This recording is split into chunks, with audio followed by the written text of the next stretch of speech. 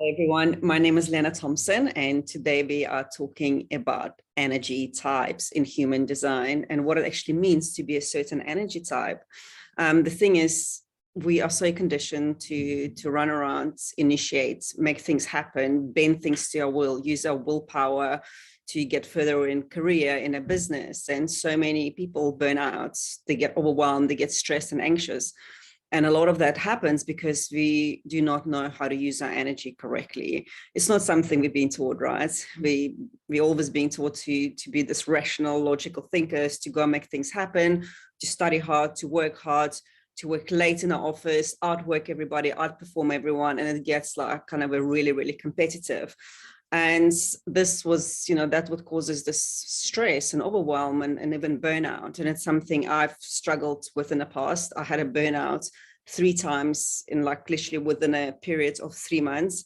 And now, knowing human design, knowing what I know about my design, I understand exactly how it happens. So my intention really for the next couple of videos, when I will be talking about energy types, for you to really understand what energy type you are and how you're designed to use your energy efficiently so that you feel vital, you can feel vibrant and energized. So human design, I've already mentioned in the last 2 videos. This is the 3rd video. So if you haven't watched the other ones, you can go back and watch. But just like a bit of a recap, human design is a spiritual and also scientific system that was first, I guess, introduced into the world by a man called Ra Uru in 1987.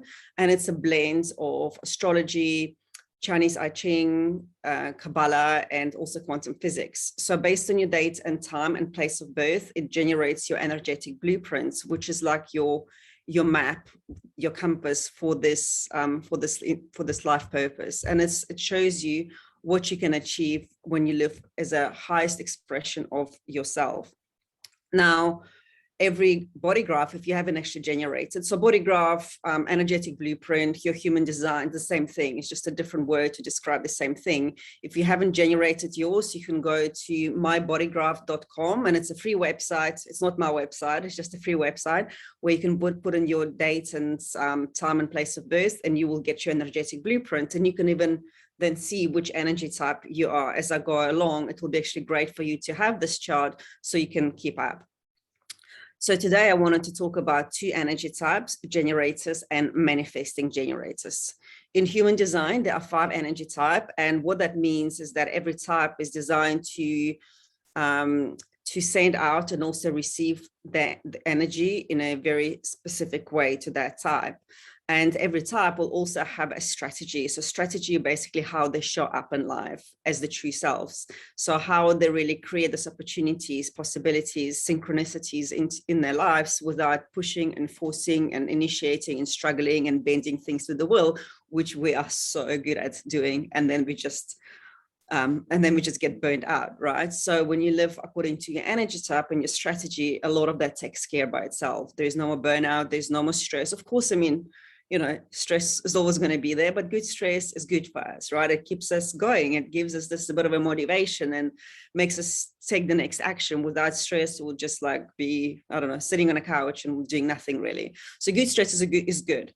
But when it gets to the point where it literally takes over our life, when we become so anxious, when we lose that clarity, we don't know what to do next. We ask everybody else for their advice, their opinions, and we lose ourselves, we lose our identity in the process. That's kind of thing, that's probably not so good.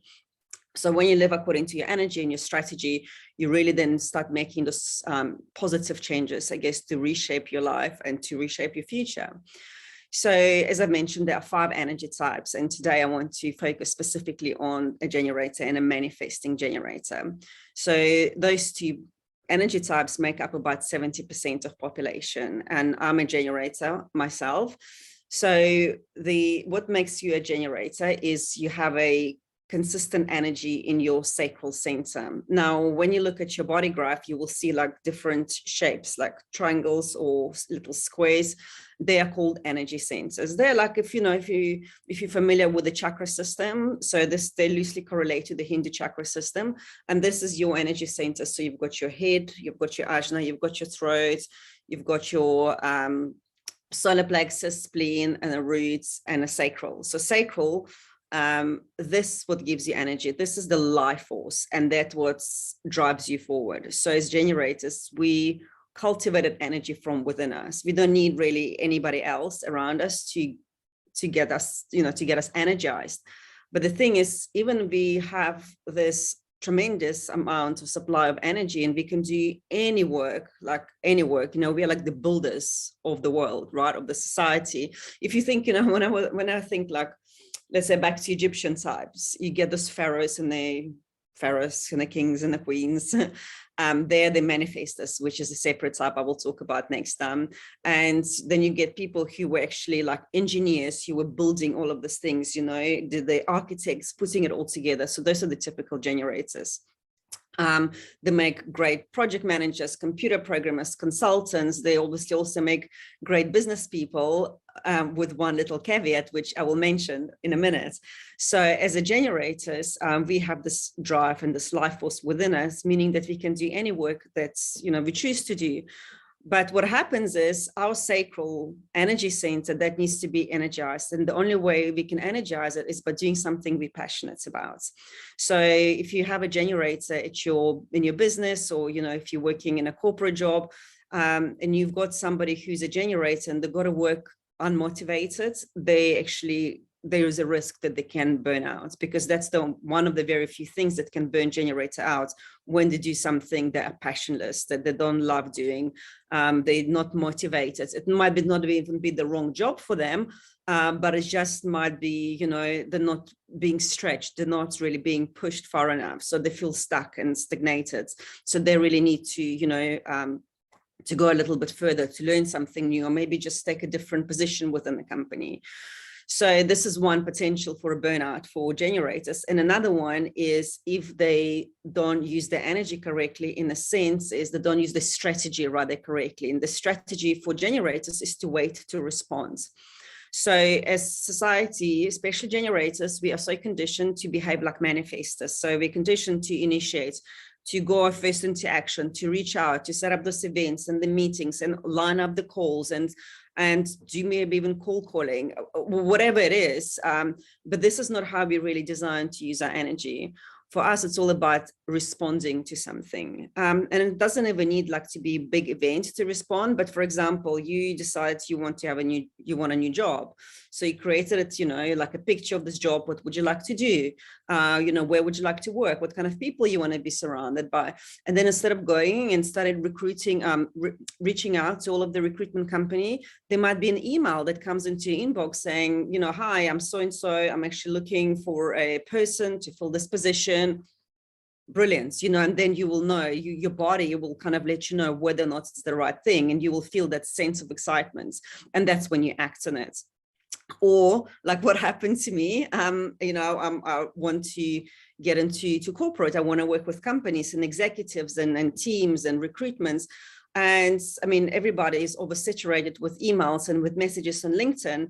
So I actually backed off completely. I remember I was at the gym a few days ago, and I come home and I get an invite to this event, which is by invite only. And you meet like CEOs, executives, and recruiters of some of the largest companies I've been wanting to get into. So my sacral, of course, went, yes. So, I attended this event, but it's not something I initiated. And I got so much more response and so much more interest and enthusiasm than if I did like cold calling, reaching out. So I hope you get my point. So for generators, instead of going and pushing things and making it happen, it's almost like creating this like image in your mind and getting so excited about it, and just let the external circumstances to show you the next right step. So unless you do that and then you start initiating, then you can burn out. Okay, so two ways generators can burn out: by initiating and not waiting to respond, or doing something they're completely passionate about. And it doesn't even need to be the job, they can just like the job, they can be okay, but they need that passion project, because once again, it's all about the energy, it's all about re-energizing themselves. Another thing with generators, and I mentioned like in business, what can happen to them is they generators, we kind of evolve in what do you call it? We don't like evolve in a very straight line. Okay, so we tend to hit plateaus. And when you hit a plateau and you sit in it you get frustrated. So the not self theme for generators is frustration. And you feel like you're stuck, that nothing is happening. And that's when you're like, right, that didn't work. I'm going to start something else. And you maybe start a different project or even completely new business, or you dissolve the partnership. You don't think it's working.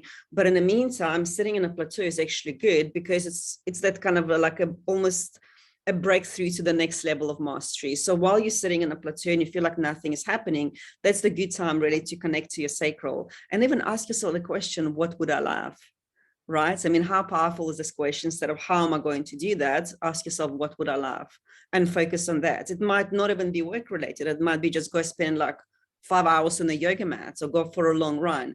But keep on asking yourself that question, because whenever you do something you love, it's the feeling of energy, of joy and passion and enthusiasm. And that's what actually will re-energize you. And I mean, I'm sure, you've had these days where you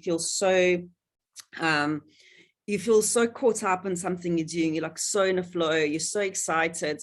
And all this the divine synchronicities start happening to you. Maybe somebody gives you a call, or somebody sends you an email, or you bump into someone. You're like, how did that just happen?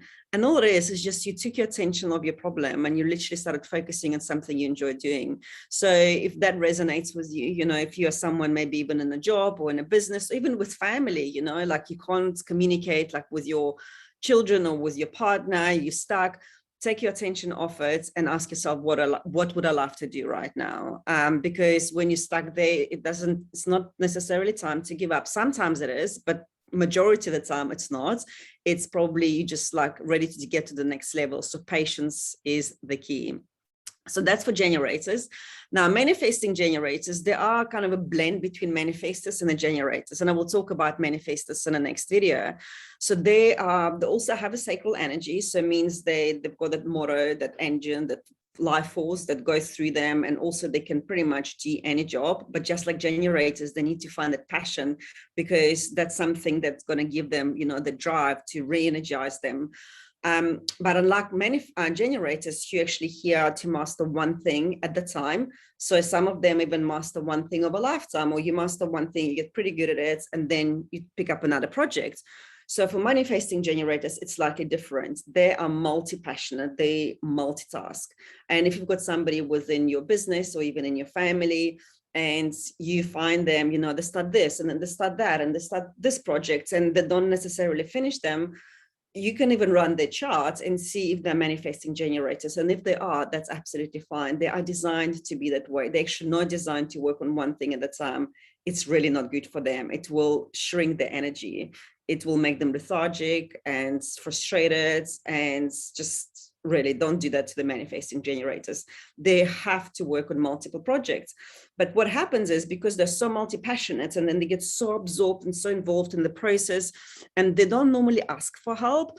So other people who, let's say, if you're working with one, you may feel a bit left out and you don't understand what they're doing, because you just can't keep up with them, because they're just taking so many shortcuts. They're going ahead, studying this, studying that. So important thing for manifesting generators is, if you get an idea, which is amazing, and then you get that, you get like a confirmation, I guess, from the environment. Remember, from the external reality, remember how I mentioned, in case you're looking for a job. So let's say you're a manifesting generator, you're looking for a new job, or you're looking for like to start a new project. Great, you're feeling excited about it. Now, don't go all in and, completely quit your job, start something new, or if you're in the business, go create like 20 landing pages, go all in into your course. Don't do that. Wait for something to show up in your inbox, in your outer world. Maybe your friend will call you, maybe the email will come through.